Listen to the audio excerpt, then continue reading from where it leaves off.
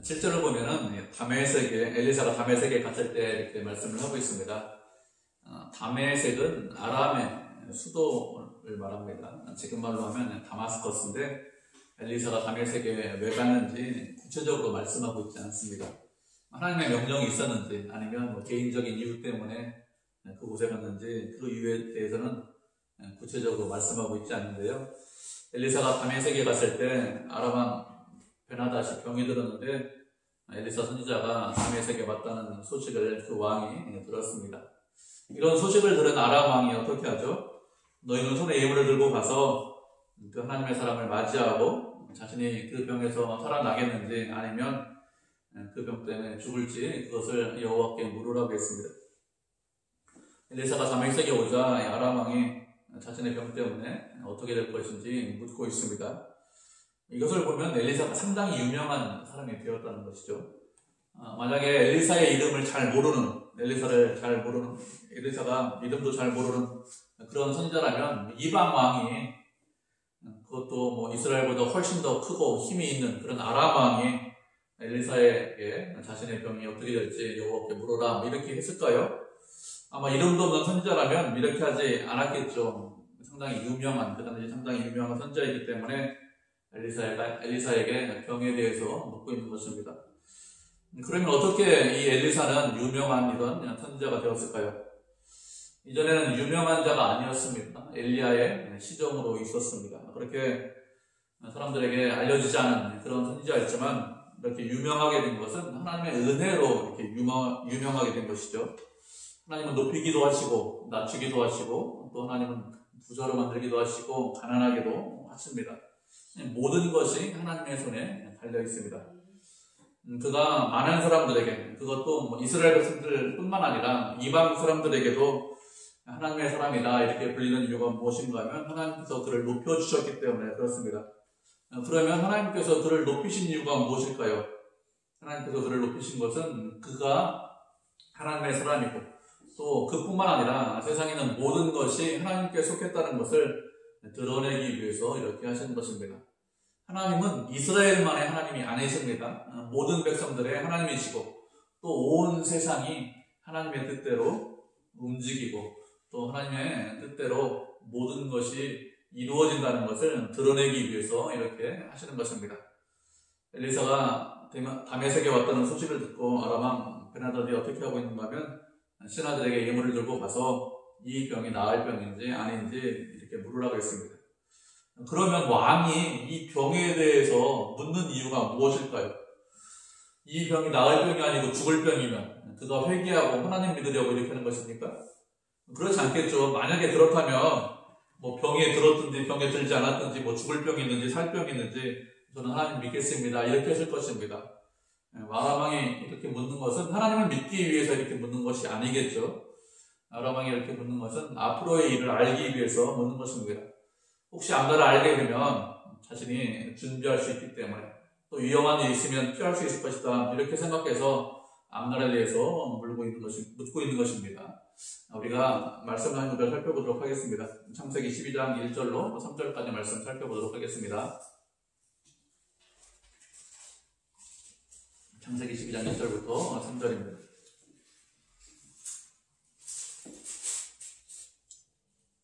찾으셨죠? 우리 세 절이니까 한 목소리로 같이 읽겠습니다. 시작. 여호와께서 아브라함에게 이르시되 너는 너희 고향과 친척과 아버지의 집을 떠나 내가 네게 보여줄 땅으로 가라. 내가 너 큰 민족으로 이루고 네게 복을 주어 네 이름을 창대하게 하리니 너는 복이 될지라. 너를 축복하는 자에게는 내가 복을 내리고 너를 저주하는 자에게는 내가 저주하리니 땅의 모든 족속이 너로 말미암아 복을 얻을 것이라 하신지라. 아멘. 하나님께서 아브라함을 부르실 때 하신 말씀, 우리가 잘 아는 말씀이죠. 고향과 친척과 아버지의 집을 떠나서 내게 보여줄 땅으로 가라 이렇게 말씀하셨습니다. 하나님께서는 아브라함을 가나안 땅으로 인도하실 것입니다. 우리는 앞뒤 말씀을 다 알고 있잖아요. 아브라함에 대해서 잘 알고 있기 때문에 그가 어디로 가는지, 그가 그곳에 가서 무슨 일을 당하고 어떤 일이 있는지 이런 것들에 대해서 다 알고 있습니다. 그런데 아브라함은 정작 이 아브라함을 알지 못해요. 그럼 하나님께서 아브라함에게 앞일에 대해서, 앞으로 일어날 일에 대해서 말씀하시지 않는 이유가 무엇일까요? 또 어디로 가야 되는지 이것도 말씀하시지 않는 이유가 무엇입니까? 그렇게 하시는 것은 하나님께서 아브라함에게 말씀하셔도 아브라함이 제대로 이해를 하지 못하기 때문에 그렇습니다. 하나님께서 아브라함에게 원하시는 것은 무엇이냐? 복의 근원을 만들게 원하십니다. 믿음의 조상을 만들게 원하십니다. 그렇게 되기 위해서는 그냥 그렇게 될 수 없죠. 그렇게 되기 위해서는 아브라함 앞에 많은 고난과 시련이 있습니다. 그런데 지금 아브라함의 상태가 어떤 상태인가 하면 믿음이 아주 약한 상태죠. 그렇기 때문에 앞으로 일어날 일에 대해서 다 말씀해 주시면 그가 믿음으로 그것을 다 받아들일까요? 아멘 하면서 제가 충성하겠습니다. 주님을 사랑하겠습니다. 이렇게 할까요? 그렇지 않죠. 믿음이 연약하기 때문에 하나님께서 자신을 이끄는데 선하게 이끄신다는 것을 잘 이해를 하지 못합니다. 부모가 자녀를 사랑해서 어린 자녀에게 이런저런 일을 해라 이렇게 이야기를 하면 또 어린 자녀가 잘 이해 못하죠. 그냥 속만 상하고 우리 부모가 나를 미워하는 거 아니냐 뭐 이렇게 생각하는 것하고 비슷하게 믿음이 연약하기 때문에 하나님께서 말씀하셔도 그것이 얼마나 복된 일인지 그것이 얼마나 아름다운 일인지 알지 못하고 깨닫지 못합니다. 그래서 말씀하시지 않는 것이죠. 그리고 또 말씀하시지 않는 두 번째 이유가 무엇인가 하면 우리가 앞날을 제대로 알지 못해도 주님을 믿고 의지하면 살아가는데 아무런 문제가 없기 때문에 그렇습니다. 앞날을 알고 있다고 그가 자신의 문제를 해결할 수 있을까요? 그렇지 않습니다. 베나닷이 자신의 앞날에 대해서 선지자에게 물었습니다.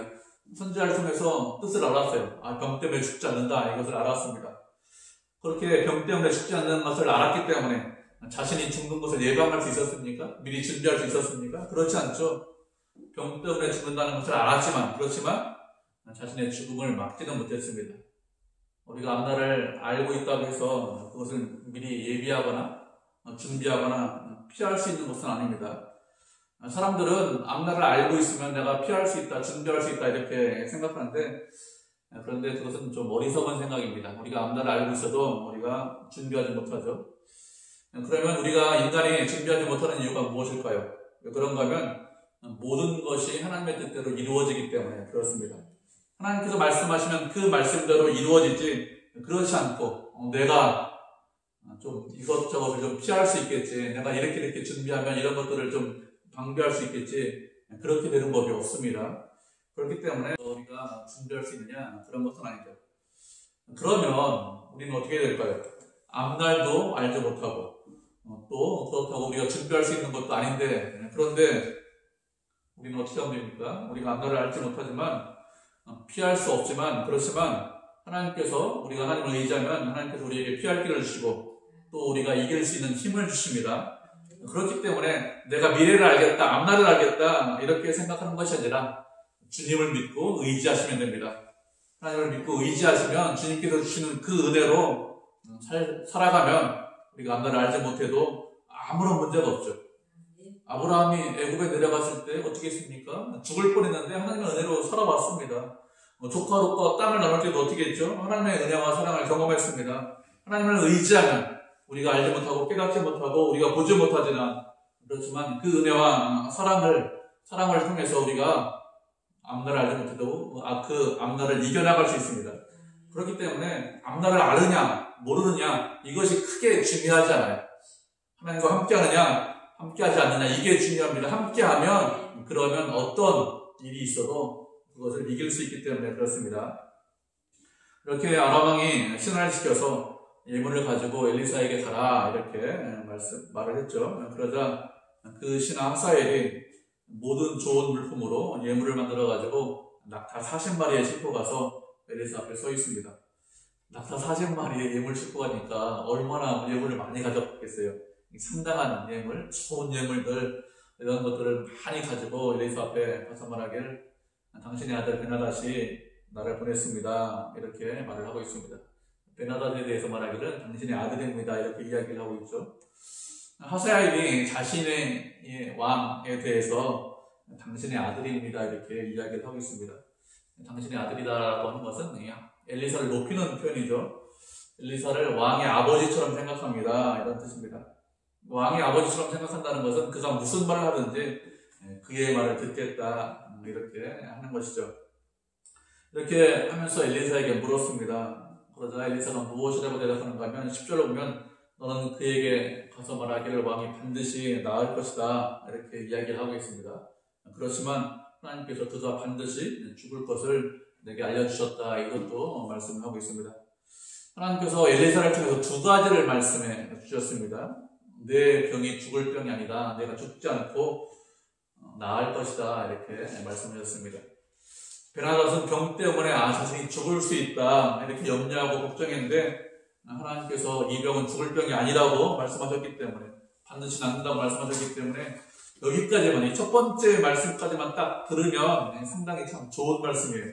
자신이 염려하고 걱정하는 그런 문제들이 다 해결되기 때문에 참 좋은 말씀인데 하나님께서 한 가지를 더 말씀해 주셨습니다. 두 번째 말씀은 무엇인가 하면 내가 반드시 죽을 것이다 이렇게 두 번째 말씀을 하셨습니다. 이렇게 이야기를 한 이후에 11절을 보면 엘리사가 어떻게 하고 있습니까? 엘리사가 하사엘이 부끄러워하기까지 그의 얼굴을 쏘아보다가 울었다 이렇게 말씀하고 있습니다. 하사엘은 아람의 신하죠. 왕의 신뢰를 받고 있는 고위 관직의 신하입니다.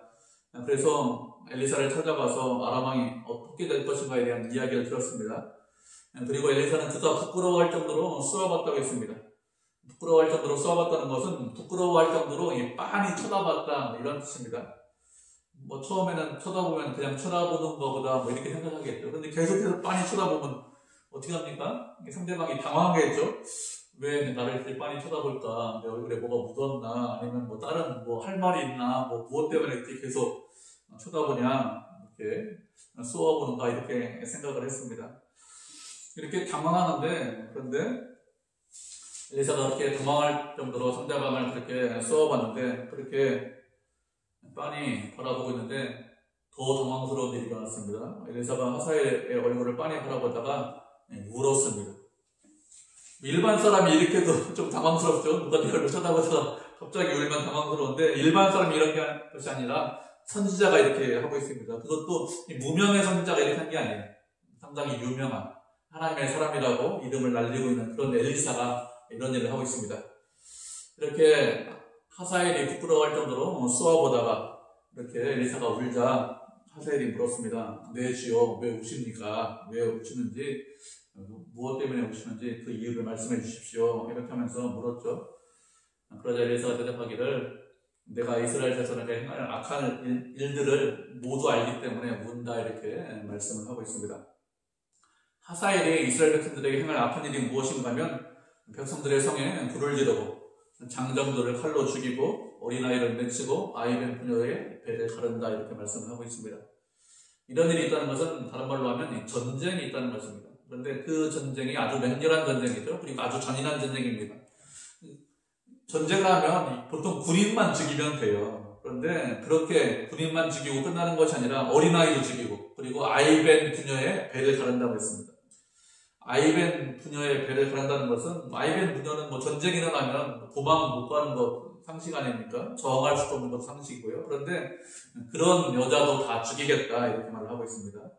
이렇게 아주 잔인한 전쟁, 아주 맹렬한 전쟁이 일어날 것인데 이런 일을 하사엘이 할 것이기 때문에 그래서 다시 말하면 이스라엘 백성들에게 그런 일이 일어날 것이기 때문에 그 얼굴을 빤히 쳐다보고 울고 있는 것입니다. 그러면 엘리사가 하사엘에게 내가 그런 일을 할 것이다 이렇게 말만 저렇게만 하면 되잖아요. 하나님께서 말씀해 주셨다. 그런데 우는 이유가 무엇일까요? 엘리사가 우는 것은 이스라엘 백성들을 사랑하기 때문에 불쌍히 여기기 때문에 우는 것이죠. 이스라엘 백성들이 이런 잔인한 일을 당하는 이유가 무엇일까요? 이런 일을 당하는 것은 하나님께서 심판하시는 것입니다. 북쪽 이스라엘 백성들이 하나님을 멀리 떠났기 때문에 하나님이 아니라 우상을 섬기고 우상에게 절하고 있기 때문에 그것에 대한 심판으로 하나님께서 이렇게 하시는 것입니다. 이렇게 죄로 인해서 하나님께서 심판하시는데 그 심판하시는 백성 누구입니까? 그 심판하시는 백성이 자신의 민족이고 또 하나님의 백성이기 때문에 우는 것이죠. 그리고 이렇게 선지자가 울고 있는데 이것은 누구의 마음을 드러내는 것일까요? 이것은 단순히 선지자의 마음만 드러내는 것이 아니라 엘리사가 우는 것은 하나님의 마음을 드러내는 것입니다. 그래서 우는 거예요. 하나님께서 엘리사보다 이스라엘 백성들을 훨씬 더 사랑하십니다.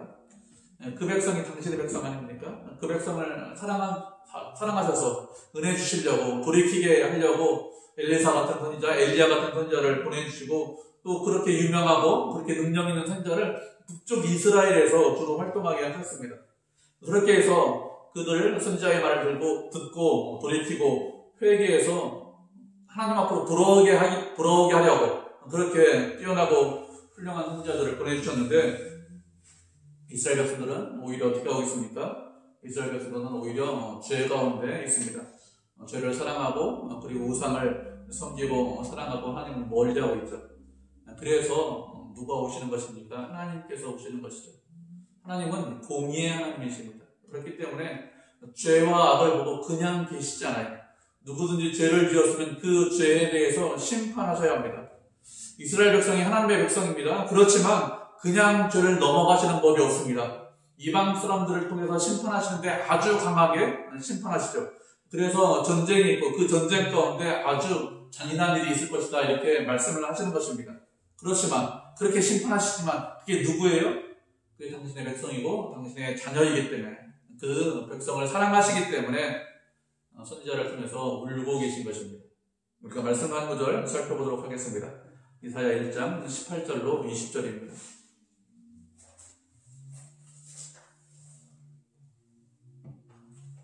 이사야 1장 18절로부터 20절까지 말씀 살펴보도록 하겠습니다. 저 세 절이기 때문에 한 목소리에 듣겠습니다. 이사야 1장 18절로 20절 찾으셨죠? 세 절 같이 읽겠습니다. 시작. 여호와께서 말씀하시되 오라 우리가 서로 변론하자. 너희의 죄가 주홍 같을지라도 눈과 같이 희어질 것이요 주홍같이 붉을지라도 양털같이 희게 되리라. 너희가 즐겨 순종하면 땅의 아름다운 소산을 먹을 것이요 너희가 거절하여 배반하면 칼에 삼켜지리라. 여호와의 입의 말씀이니라. 아멘. 하나님께서 이사야 선지자를 통해서 하시는 말씀이죠. 이스라엘 백성들에게 말씀하시기를 우리가 서로 변론하자 이렇게 말씀하셨습니다. 우리가 변론하자 말씀하셨는데 무엇에 대해서 변론하자 말씀하시는가 하면 죄에 대해서 변론하자 이렇게 말씀을 하시는 것입니다. 우리가 얼마나 악한 자인지, 우리가 얼마나 하나님을 떠났고 하나님을 멀리하고 있는지 그런 모든 죄에 대해서 서로 변론하자고 하셨습니다. 그러면 변론하자 이렇게 말씀하시는 이유가 무엇일까요? 죄에 대해서, 악에 대해서 심판하기 위해서 변론하자 이렇게 말씀을 하시는 것입니까? 그렇지 않죠. 하나님께서 변론하자 이렇게 말씀하시는 것은 우리의 죄를 용서하시기 위해서 변론하자 이렇게 말씀을 하시는 것입니다. 그렇게 주님 앞에 나가서 변론했는데 하나님께서 무엇이라고 말씀하셨습니까? 우리의 죄가 주홍 같을지라도 눈과 같이 희어질 것이다. 진홍같이 붉을지라도 양털과 같이 희게 될 것이다. 이렇게 말씀하셨습니다. 우리가 악하지 않아서, 우리가 죄를 짓지 않아서, 우리가 쓸만해서 그래서 우리의 죄를 용서해 주시겠다 이렇게 말씀을 하시는 것입니까? 그렇지 않죠. 그것이 아니라 우리를 불쌍히 여기셔서 이렇게 말씀을 하시는 것이죠. 그래서 무엇이라고 말씀하셨습니까? 너희가 즐겨 순종하면 땅의 아름다운 소산을 먹을 것이다 이렇게 말씀하셨습니다. 하나님께서 우리에게 원하시는 것이 무엇이죠? 즐겨 순종하는 것입니다. 하나님께서 무엇이라고 말씀하시는지 그 말씀을 즐거워하면서, 하나님을 즐거워하면서 순종하는 거예요. 그 말씀대로 사는 것입니다. 그러면 땅의 아름다운 소산을 먹을 것이다 이렇게 말씀하셨습니다. 땅에서 나는 좋은 것들을 주신다는 것이죠. 다시 말하면 말씀을 즐겁게 순종하면 하나님께서 우리의 인생을 책임지신다는 것입니다. 그렇지만 너희가 거절하고 배반하면 칼에 삼켜질 것이라고 했습니다. 말씀에 순종하면 누구든지, 이스라엘 백성들에게 하신 말씀이잖아요. 누구든지 칼에 삼켜집니다. 그래서 어떻게 될까요? 우리는 죄가 크고 우리의 죄가 아무리 크고 중할지라도 주님 앞으로 가지고 나와서 회개하고 용서함 받고 그리고 다시 죄 짓는 자리로 돌아가는 것이 아니라 주님의 말씀에 계속해서 순종하셔야 됩니다. 그러면 그 사람에게 은혜가 있습니다. 하나님의 마음이 무엇이죠? 우리가 순종하기를 원하시는 거예요. 즐겁게 주의 말씀에 순종하기 원하시는 것, 그게 하나님의 마음이라니까요. 지금까지 죄졌지만, 지금까지 악하게 살았지만 회개하고 돌이키고 즐겨 순종하면 땅의 아름다운 소산을 먹을 것이다 이렇게 말씀하셨습니다. 그래서 그 마음, 하나님의 마음을 드러내시기 위해서 엘리사 선지자가 어떻게 한다고요? 대신 울고 있는 것입니다. 백성들을 사랑하고 있는데, 정말로 사랑하고 있는데 그 백성들이 주님의 사랑을 알지 못하고 여전히 죄 가운데 악한 길로 가고 있기 때문에 부모가 자식을 사랑하듯이 어떻게 하지 못하는 그걸 보면서 울고 계신 것이죠. 엘리사가 하사엘에게 내가 이런 일을 할 것이다 이렇게 하자 그 이야기를 듣고 있던 하사엘이 무엇이라고 합니까?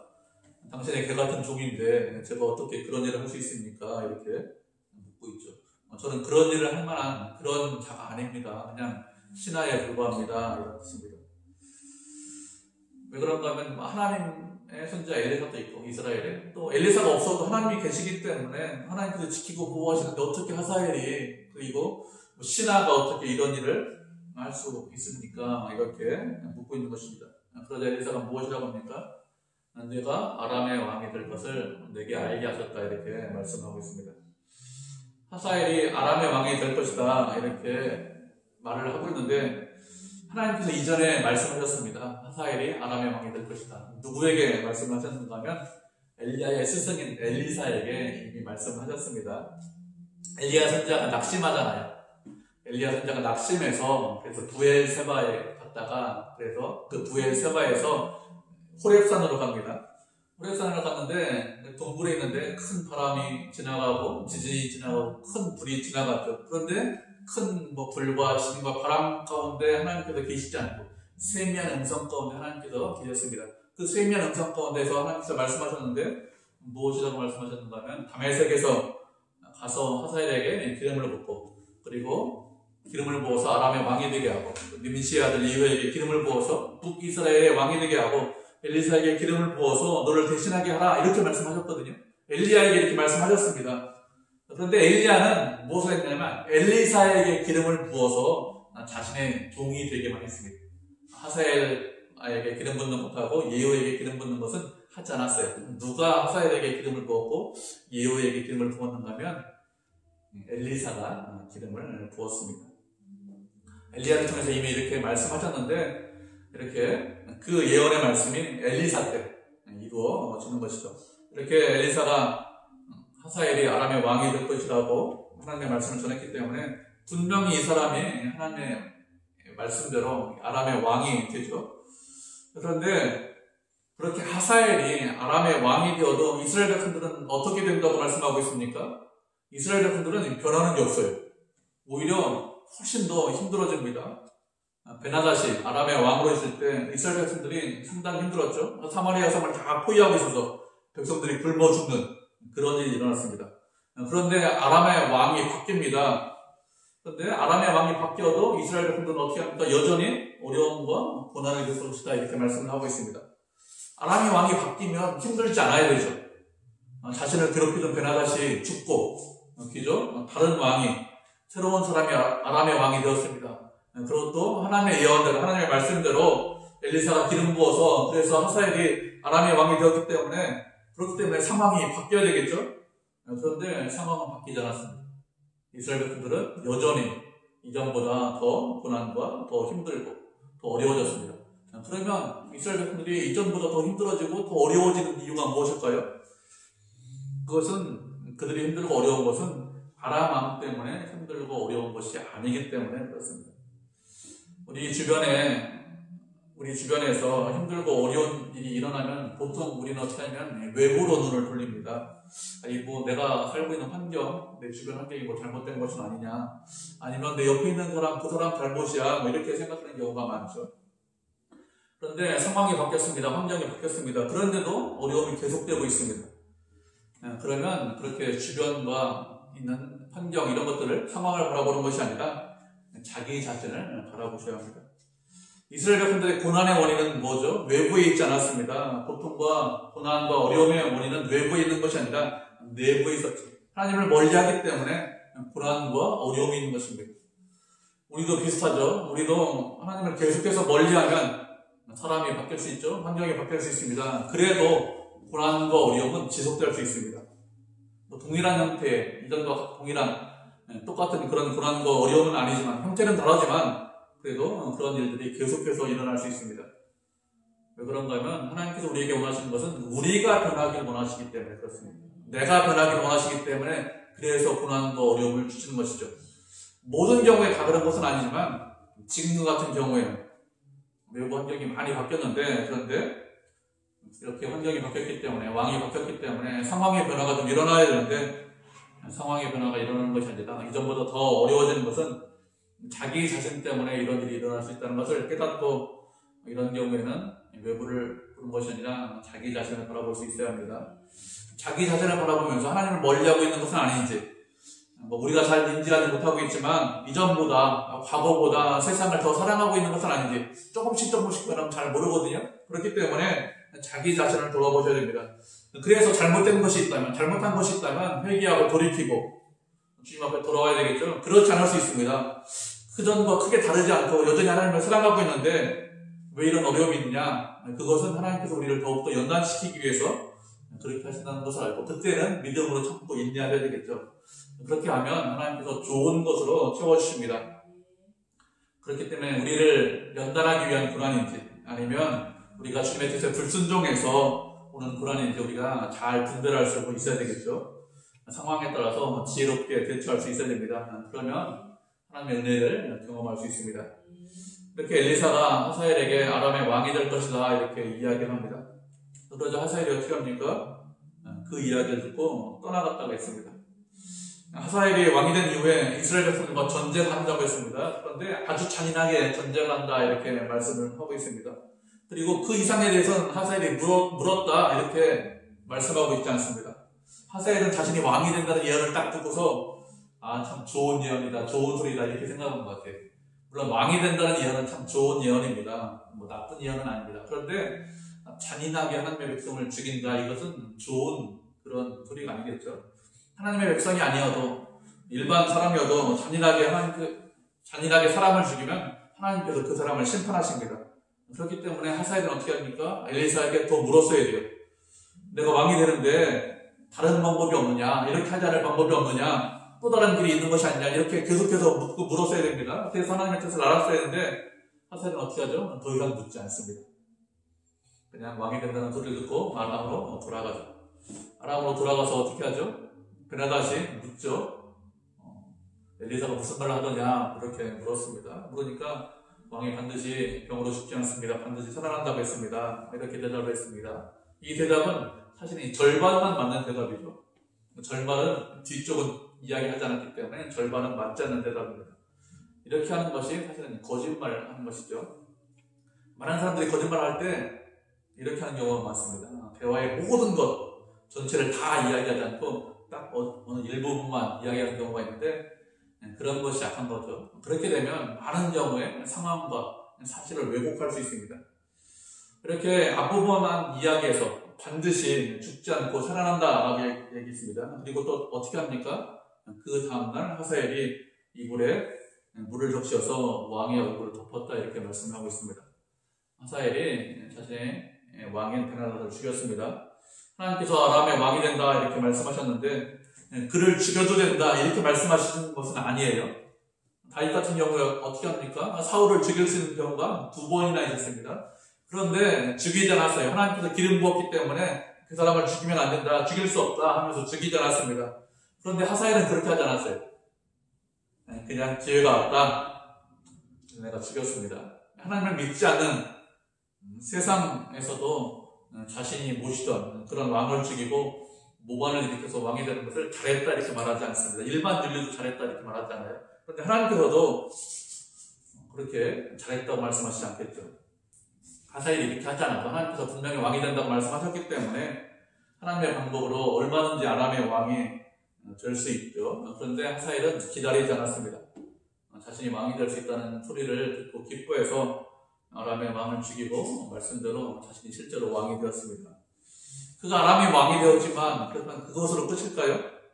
그렇지 않죠. 아람의 왕이 되었지만 그것으로 끝이 아니라 그도 왕에서 내려올 때가 있습니다. 언제죠? 죽을 때 되면 그가 내려오죠. 그 위에 무엇이 있습니까? 그가 죽은 이후에 하나님께서 심판하십니다. 그렇기 때문에 어떻게 될까요? 그렇기 때문에 하나님을 두려워해야 됩니다. 하나님의 뜻에 순종해야 됩니다. 그런데 하사엘은 전혀 하나님을 두려워하고 있지 않습니다. 왕이 된다는 소리를 기뻐하고 있는데 왕이 되기 위해서 어떻게 하죠? 자신의 마음대로, 자신의 원대로 행동하고 있습니다. 이렇게 하는 것은 악한 것이죠. 하나님께서 악한 자를 악한 날에 쓰신다 이렇게 말씀하셨습니다. 우리는 이렇게 악한 자로 쓰임받지 않아야 되겠죠. 악한 자로 쓰임받는 것이 아니라 하나님의 뜻을 순종하는 선한 자로 쓰임받아야 되고 하나님께서 기뻐하는 자로 쓰임받아야 합니다. 그렇게 선하고 아름답게 쓰임받아야 되지, 악하게 쓰임받는 것은 좋은 것이 아니겠죠. 하나님의 말씀에 따라서 아람의 왕, 큰 나라의 왕이 바뀌는 것을 우리가 살펴보았습니다. 모든 것이 하나님의 손에 달려 있습니다. 세상에서 아무리 크고 뛰어나고 훌륭해도 하나님 말씀 한마디면 아무것도 아니죠.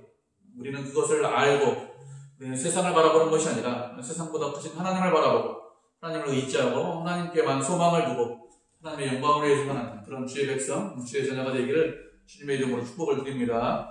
아멘.